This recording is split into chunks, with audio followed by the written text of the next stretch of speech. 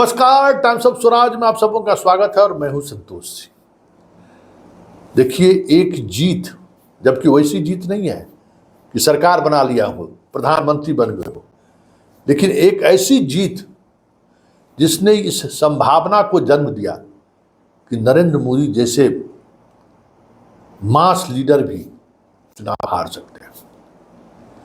उस दौर के लोगों से जब बात होती है 74 वाले, तो उस समय में भी लोगों को यही भ्रम था, यही सोच थी कि इंदिरा गांधी चुनाव नहीं हार सकते। लोग कहते ना, इंदिरा गांधी सवाल ही नहीं है। ठीक उसी तरीके की इमेज मोदी की बन गई थी कि मोदी को हार तो नहीं सकता है। लेकिन एक हार के बाद, जबकि वो अर्ध सत्य है, वो अर्ध हार है, राहुल जैसे नेता कितने उत्साहित हैं और कितना कॉन्फिडेंस उसमें वापस आया है, उनके आज के रायबरेली के भाषण से समझा जा सकता है। उन्होंने दिखाया, जताया कि इस जीत ने किस तरीके से उनके अंदर संजीवनी का काम किया। और एक व्यक्ति जो पिछले 10 वर्षों से क्या क्या नहीं कहा गया, पप्पू पप्पू पप्पू, जो इमेज, देखिए उस इमेज से बाहर निकलना बहुत मुश्किल था। पूरे एलीट समाज राहुल को कह सकते हैं कि नजरअंदाज कर दिया, राहुल को अयोग्य घोषित कर दिया, बुर्बक बेटा घोषित कर दिया। अरे पप्पू है, किसी काम के लायक, ऐसी छवि बना दी गई पूरे देश स्तर पर एक रणनीति के तहत। और उस छवि से अपने आप को जिस तरीके से राहुल गांधी भारत जोड़ो यात्रा से के बाद अपने आप को एक नए रूप में सामने लाया देश को, फिर भी ये खतरा बना हुआ था कि पता नहीं इसको स्वीकार करता या नहीं करता।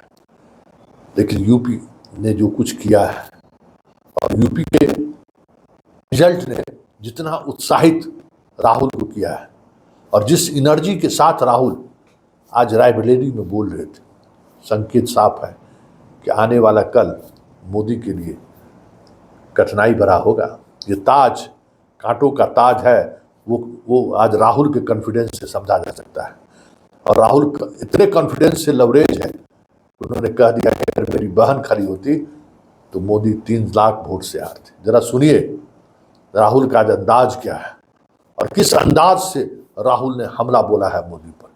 और हमला बोलने के बीच भी उन्होंने मर्यादा को नहीं डाला, बस सिर्फ इतना ही कहा कि इस देश की खूबसूरती को, इस देश के मिजाज को, इस देश की संस्कृति को यूपी वाले ने बचा लिया। सुनिए और बड़ा गंभीरता से सुनिएगा, बहुत बड़ी बात राहुल ने कही है। और राहुल जो आज पिछले 2 साल से कह रहे थे, आज हमें लगता है कि बीजेपी वाले भी जब संघ कहती है यही बात, तो आने वाले समय में मोदी के भाषण में भी ये चीजें आपको सुननी पड़े तो कोई बड़ी बात नहीं होगी। सुनिए क्या कह रहे हैं राहुल। हिंदुस्तान ने मैसेज भेजा है कि हमें नरेंद्र मोदी जी का विजन अच्छा नहीं लगता, हमें नफरत नहीं चाहिए, हमें हिंसा नहीं चाहिए, हमें मोहब्बत की दुकान चाहिए और हमें नया विजन चाहिए देश के लिए। मुझे बहुत गर्व है कि रास्ता रायबरेली, अमेठी और उत्तर प्रदेश ने दिखाया है। जनता ने नफरत के खिलाफ, हिंसा के खिलाफ, अहंकार के खिलाफ दबाकर वोट दिया है। आपने देखा भाइयों और बहनों, अयोध्या की सीट हार गए। सिर्फ अयोध्या में नहीं, वाराणसी में जान बचा के निकले हैं प्रधानमंत्री। और मैं आपको कहता हूं और बहन से कह रहा हूं, वाराणसी में अगर ये लड़ गई होती तो आज हिंदुस्तान के प्रधानमंत्री 2-3 लाख वोटों से वाराणसी का चुनाव हार जाते। आपने राजनीतिक डिसीजन नहीं लिया है, ये आपने जो वोट दिया है और रायबरेली के हर एक व्यक्ति ने जो दिया है, ये राजनीतिक डिसीजन नहीं था, ये मोहब्बत का डिसीजन था। और इस बात को मैं जिंदगी भर नहीं भूलने वाला हूं। अमेठी की जनता से भी कहना चाहता हूं, मैं रायबरेली का सांसद हूं, मगर जो मैंने आपसे कहा था, जो भी रायबरेली में होगा वो अमेठी में भी होगा। तो आप सबको मैं दिल से धन्यवाद करना चाहता हूं। आपने हिंदुस्तान की राजनीति बदल दी और आपने पूरे देश को मैसेज दिया कि हम नफरत के खिलाफ हैं, मोहब्बत की दुकान खोलेंगे और देश की राजनीति बदलेंगे।